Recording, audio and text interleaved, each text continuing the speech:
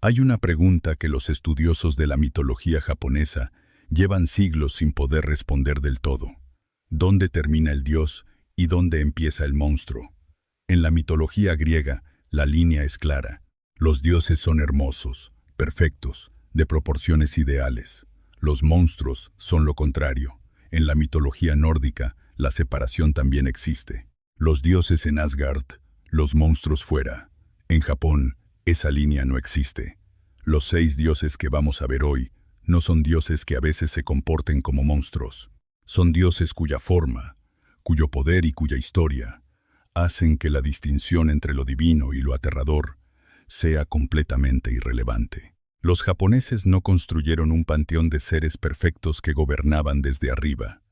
Construyeron un panteón de fuerzas que habitaban exactamente aquí, en la tormenta, en el fuego, en el mar, en la oscuridad bajo la tierra, y les dieron nombres. Hoy vamos a ver esos 6, cómo son, qué hacen, y lo que los textos más antiguos de Japón revelan sobre ellos. Porque estos 6 no son personajes de anime, ni figuras decorativas de los templos. Son la explicación más honesta que una civilización entera encontró para las fuerzas que no podía controlar. Empezamos. Raijin. El sonido llega antes que la forma. No el trueno ordinario, el que retumba a distancia y que el cerebro procesa como fenómeno meteorológico. Esto es diferente. Es el sonido de algo que golpea desde dentro del cielo, como si el cielo fuera un tambor, y algo de proporciones imposibles lo estuviera percutiendo con una fuerza que hace que el suelo vibre antes de que el relámpago llegue. Y entonces la forma, un hombre, pero solo en la estructura básica. 2 brazos, 2 piernas, una cabeza, todo lo demás fuera de cualquier parámetro humano. La piel del color rojo oscuro o verde, según el texto o la representación, el color de algo que no necesita la paleta habitual de lo vivo. Los ojos desorbitados, abiertos al máximo, con la expresión de algo que no duerme y que no ha dormido desde antes de que los primeros humanos miraran el cielo por primera vez. El cabello en todas las direcciones, electrificado, moviéndose con una energía que no tiene nada que ver con el viento. Los colmillos visibles incluso cuando la boca está cerrada. Y alrededor del cuerpo, flotando en un círculo completo, los taikos, los tambores sagrados japoneses. Entre 8 y 10, según la representación, dispuestos en un arco que rodea completamente la figura de Raijin, cada tambor marcado con el símbolo del tomoe, el espiral triple que en la iconografía japonesa indica el movimiento eterno, el ciclo sin fin. En las manos, los mazos. No baquetas de músico, mazos de percusión que cuando golpean los tambores, el sonido producido no es música, es el trueno. Así es Raijin, el dios del trueno y el relámpago. Uno de los más antiguos del panteón japonés, presente en el Kojiki y en el Nihon Shoki desde las primeras páginas, en el momento en que el cosmos japonés todavía estaba tomando forma. Y lo que lo convierte en el más inmediato de los 6, es que su presencia no requiere ninguna interpretación. Cuando hay tormenta, Raijin está ahí, no como metáfora, como explicación literal de lo que está pasando en el cielo. Los textos del período Heian describen las tormentas sobre el lago Biwa con un detalle que los monjes que las registraron claramente habían observado de primera mano. Y en esas descripciones Raijin no aparece como figura simbólica, aparece como la causa directa del fenómeno. El trueno no se parece al golpe de un tambor. El golpe del tambor de Raijin es el trueno. Pero hay algo que los textos revelan sobre Raijin que transforma completamente la manera de entenderlo. Raijin no solo destruye. En la cosmología japonesa, la lluvia que acompaña a las tormentas de Raijin es la que fertiliza los campos de arroz. La misma fuerza que podía matar a un hombre bajo un árbol en el momento equivocado era la que garantizaba que hubiera cosecha. Los agricultores japoneses tenían una relación con Raijin que no era de miedo puro, era de negociación constante, de ofrendas, de rituales diseñados no para alejar a Raijin, sino para dirigir su energía hacia los campos, en lugar de hacia los tejados. Y hay un elemento más que los textos medievales registran sobre Raijin y que ninguna descripción popular menciona.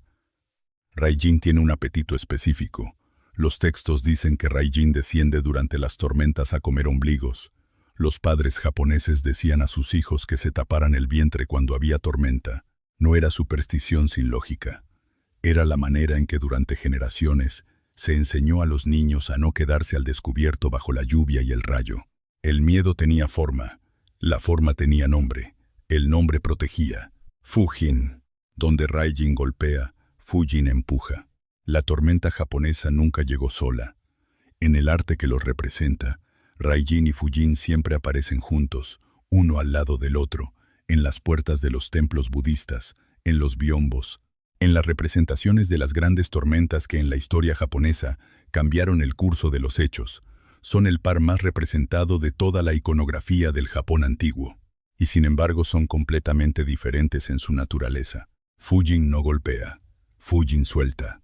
La forma, similar a Raijin en la escala y en la intensidad visual, pero diferente en el color.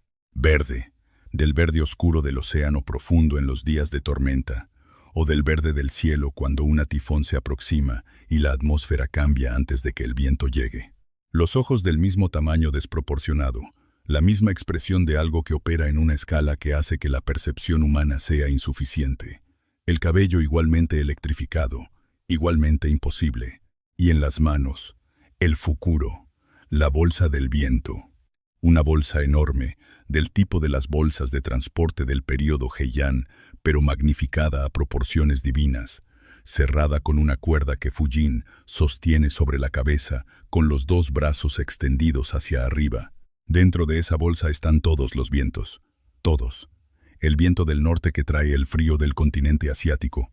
El viento del sur que trae la humedad del Pacífico. El tifón que en temporada arrasa las costas. La brisa que mueve los campos de cerezo en abril.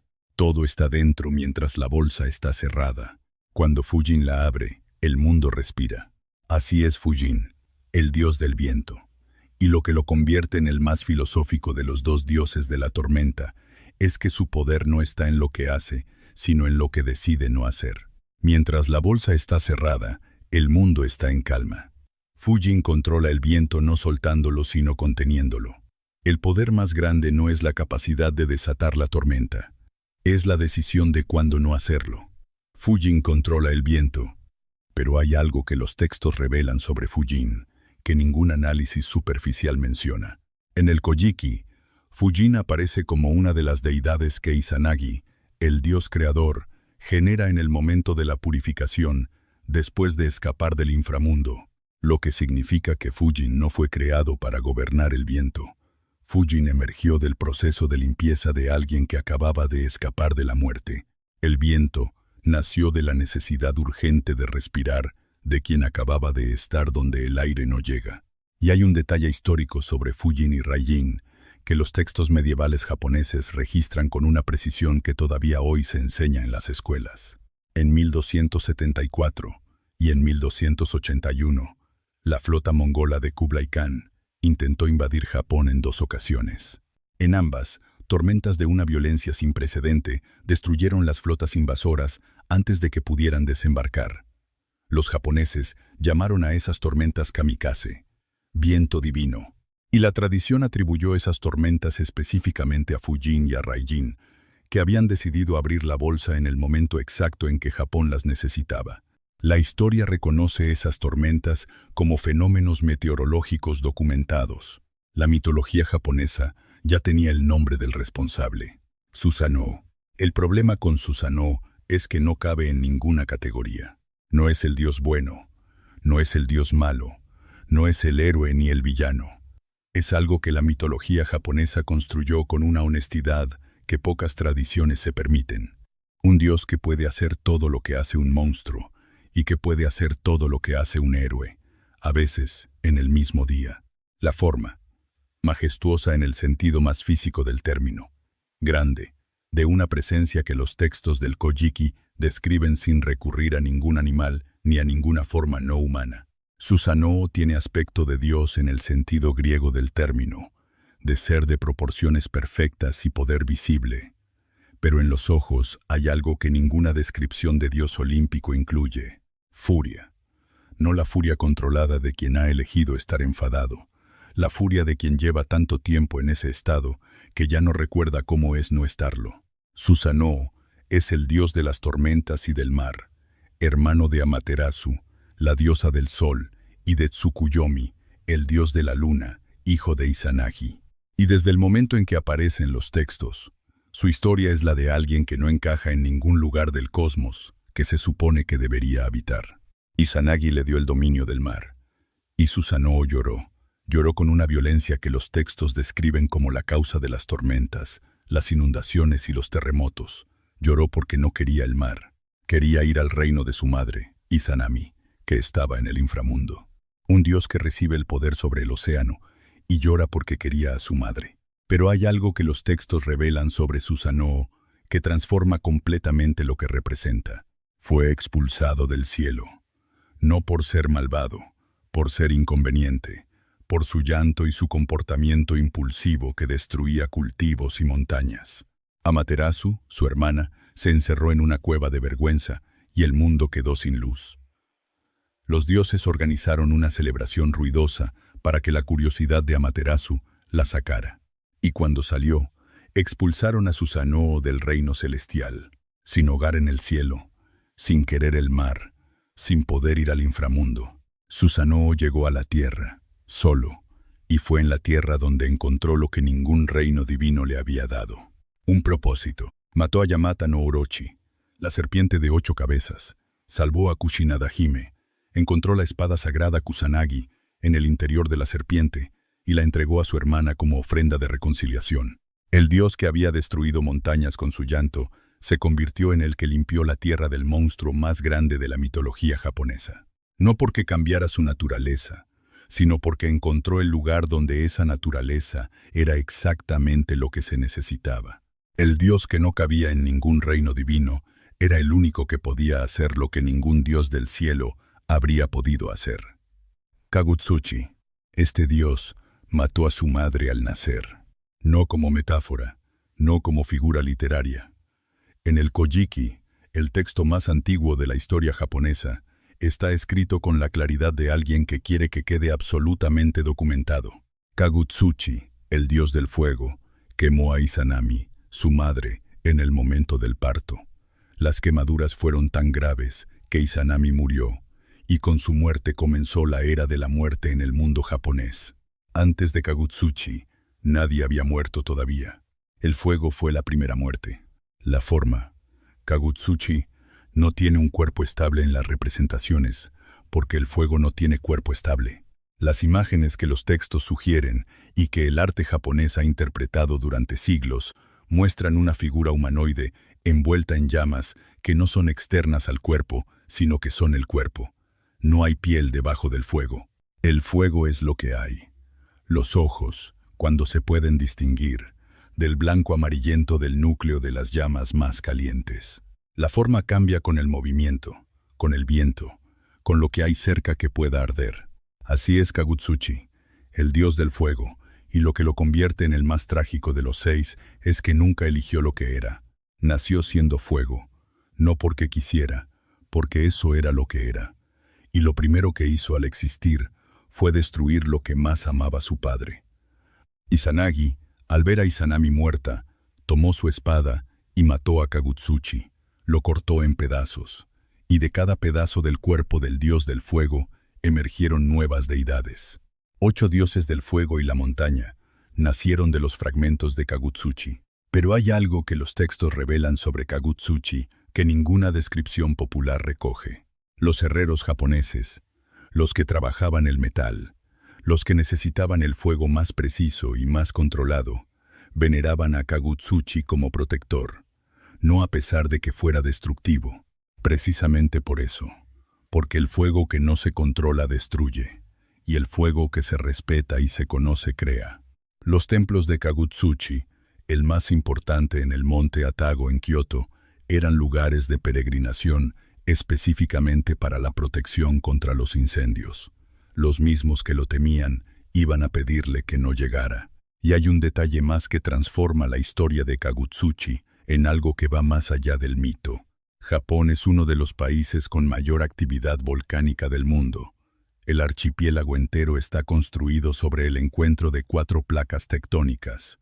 El fuego que emergió del interior de la Tierra y que durante siglos configuró la geografía de las islas japonesas era, en la cosmología del Kojiki, la continuación del cuerpo fragmentado de Kagutsuchi. Las erupciones del Fuji, del Sakurajima, del Aso, no eran fenómenos geológicos sin nombre. Eran los fragmentos de un dios que su padre mató y que seguían ardiendo. Izanami. Para entender a Izanami, hay que empezar por lo que era antes. Antes era la mitad de todo. Izanami e Izanagi fueron los dioses creadores del Japón, los que de pie sobre el puente del arco iris agitaron la lanza divina en el océano primordial, y de las gotas que cayeron formaron las islas japonesas. Los que descendieron a esas islas y crearon juntos los ríos, las montañas, el mar, el viento, el fuego. Los que crearon a Kagutsuchi, y cuando Kagutsuchi mató a Izanami, algo que era la mitad de todo se convirtió en algo diferente. La forma que los textos describen después de su muerte es la más perturbadora de toda la literatura japonesa antigua. Izanagi, incapaz de aceptar la pérdida, descendió al inframundo, Yomi, para traer a su esposa de vuelta. La encontró, le pidió que volviera. Izanami le dijo que esperara, que no mirara dentro de la sala donde estaba mientras ella negociaba con los dioses del inframundo su regreso. Izanagi no esperó. Encendió una luz y miró dentro. Lo que vio fue su esposa, pero no la que había conocido. El cuerpo en descomposición, cubierto de gusanos, con las 8 deidades del trueno emergiendo de las diferentes partes del cadáver. Izanami descomponiéndose en el inframundo y generando dioses del caos de su propio cuerpo en putrefacción. Izanagi huyó, e Izanami, furiosa por haber sido vista en ese estado, envió a las Shikome, las mujeres horribles del inframundo, a perseguirlo. Y cuando Izanagi llegó a la entrada de Yomi y la bloqueó con una roca enorme, Izanami le dijo algo desde el otro lado, que los textos del Kojiki registran con exactitud. Si me abandonas, mataré 1000 personas al día. Y la respuesta de Izanagi fue la que los textos también registran con exactitud. Si matas 1000 al día, yo haré que nazcan 1500. Así es Izanami, la diosa que fue la mitad de la creación y que se convirtió en la señora de la muerte. Y lo que la convierte en la más compleja de los 6 es que su transformación no fue una elección, fue una consecuencia. Pero hay algo que los textos revelan sobre Izanami, que ninguna descripción superficial captura. Izanami no abandonó su función creadora al morir. La continuó desde el inframundo de la única manera que le quedaba disponible. Si en vida creó las islas, los ríos y las montañas, en la muerte creó la enfermedad, la vejez y la muerte misma. Siguió creando, con los materiales que tenía. Y la amenaza que le hizo a Izanagi, desde el otro lado de la roca, no era una amenaza vacía. Era la descripción exacta de cómo funciona el mundo desde ese momento. Cada día mueren personas, cada día nacen más. El equilibrio que Izanami e Izanagi establecieron en ese intercambio a través de una roca en la entrada del inframundo es el equilibrio que mantiene el mundo funcionando, la diosa de la muerte y el dios de la vida, negociando el número exacto cada día desde lados opuestos de la misma frontera, para siempre. Emao. Para llegar a Emao hay que llegar al final. No al final de un camino ni al final de una historia, al final de todo lo que eres. Porque Emao no se encuentra en los templos ni en las montañas, ni en el mar, ni en el cielo. Emao se encuentra en el único lugar al que todo ser humano llega sin excepción y sin posibilidad de negociación previa, el juicio de los muertos. La forma. Emao no tiene la ambigüedad formal de Medged ni la multiplicidad de Banebgedet. Emao es perfectamente visible y perfectamente inequívoco. Un hombre de proporciones colosales, de piel roja o verde oscuro según la representación, con el traje formal de un juez chino de la dinastía Tang, porque Emao llegó a Japón desde la India a través de China, y su imagen lleva las capas de cada cultura por la que pasó. La corona negra de los magistrados, la barba larga y oscura, los ojos que los textos japoneses describen siempre de la misma manera, ojos que ya han visto todo, no con la expresión del hastío ni del aburrimiento, con la expresión de algo que ha evaluado cada acto de cada ser humano que ha existido y que por eso ya no necesita tiempo para evaluar el siguiente. Emao juzga rápido no porque sea impaciente, sino porque lleva tanto tiempo haciendo esto, que la evaluación es instantánea. En la mano, el cetro de juez, y frente a él, el espejo, el Johari no Kagami, el espejo que refleja no el aspecto físico, sino todos los actos cometidos en vida, no lo que el muerto recuerda de sí mismo, lo que realmente hizo. Así es Emao, el rey del inframundo japonés, el juez de los muertos, y lo que lo convierte en el más inevitable de los 6 es que su poder no depende de ninguna fuerza física, depende de que no hay manera de mentirle. El espejo no interpreta, no tiene perspectiva, no puede ser engañado por intenciones, ni por circunstancias, ni por lo que el muerto cree que significaban sus actos. El espejo muestra lo que fue. Y Emao evalúa lo que el espejo muestra. Los 16 asistentes que registran los actos de cada ser humano durante toda su vida entregan el registro en el momento del juicio. Y Emao, con el espejo y el registro, determina en qué de los 6 reinos del samsara renacerá el alma juzgada. Pero hay algo que los textos revelan sobre Emao, que transforma completamente lo que representa. Emao no inventó el sistema. Lo administra. En los textos budistas japoneses del periodo Heian, Emao aparece como un ser que no eligió su función, que en algunas versiones del mito sufre también, que el peso de juzgar sin fin, de ver sin excepción cada acto de cada ser humano que ha existido y que existirá, tiene un coste que los textos reconocen explícitamente. Emao es el único juez del cosmos que no puede apelar su propio nombramiento. Y hay un detalle en los textos medievales japoneses que ningún análisis popular menciona. Emao tiene una hermana. En algunas versiones del mito, Emao gobierna el inframundo de los hombres y su hermana gobierna el inframundo de las mujeres. 2 jueces para 2 mitades de la humanidad, administrando juntos el peso de todo lo que los seres humanos han hecho desde que existe algo que pueda hacer cosas. El sistema de justicia más completo que ninguna mitología ha construido, gestionado por 2 figuras que no eligieron el trabajo, y que lo hacen de todas formas, hasta el último alma. Hay algo que conecta a estos 6 que no parece evidente hasta que los ves juntos. Raijin destruía con el trueno y fertilizaba con la lluvia.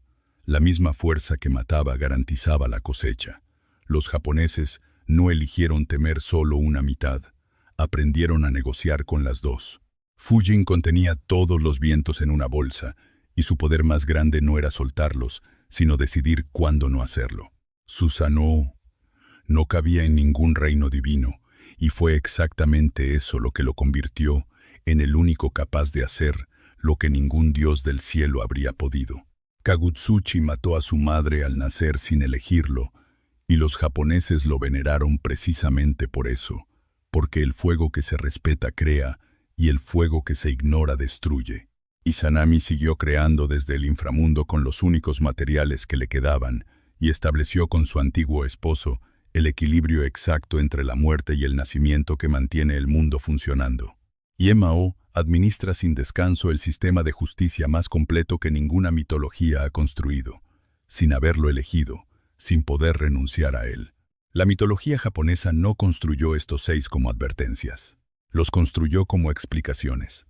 El trueno tiene nombre, el viento tiene una bolsa, el fuego tiene una historia, la muerte tiene una señora, el juicio tiene un espejo que no miente, y el Dios que no cabía en ningún lugar encontró su lugar en la tierra, donde siempre estuvo lo que necesitaba. Si este video te hizo ver la mitología japonesa desde un lugar que no esperabas, compártelo con alguien que crea que los dioses japoneses son solo figuras de templo. Y si quieren que exploremos la siguiente mitología, los espero en los comentarios.